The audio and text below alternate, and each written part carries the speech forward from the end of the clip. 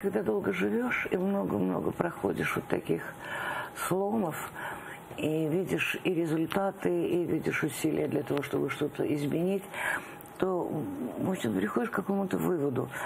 К выводу такому, что вот то, что есть, очень легко сломать. Очень легко. Это почти незаметная вот эта грань. Я последний год, мне посчастливилось, я проехала весь Крым. Я только в Коктебель не попала, я его очень люблю.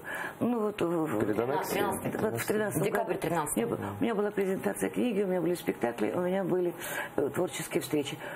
Вот я попрощалась с ним, я же не думала, что я с ним прощаюсь. Вот произошло это. В голове это не укладывается, что я не смогу снова выйти в Симферополе в аэропорту и сказать «здравствуй». Понимаете? Вот это ощущение, это великое ощущение Крыма, нету его у меня сейчас, его забрали. Это незаметно проходит.